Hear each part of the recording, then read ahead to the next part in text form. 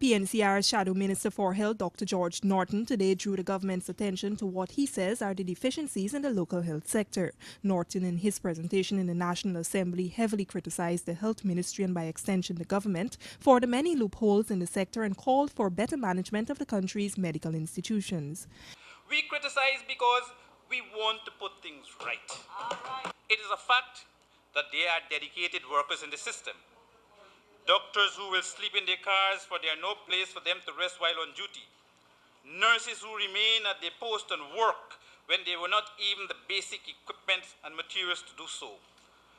When there were no thermometers for temperature taking, no BP apparatus for pressure taking, when there was a complete absence of basic torchlight for examination of a patient.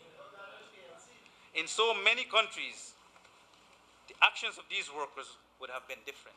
However, while noting that there have been some improvements over the years, Norton pointed to the whole issue of maternal deaths and said this is an issue that must not be overlooked. But most of all, Mr. Speaker, our maternal and infant mortality rate is too high.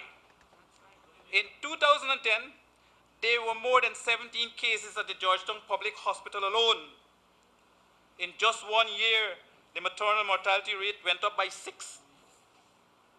Please, I'm not saying this as an attempt to disrespect and demoralize the health workers. I know they work hard and tirelessly. I am saying this, Mr. Speaker, to stress the importance of sustained monitoring and supervision. And even as the government in its 2011 budget proposes to spend some $345 million on the training of healthcare providers, the opposition members strongly recommended that the administration follow up on its promise and consider postgraduate training in the different areas of medicine.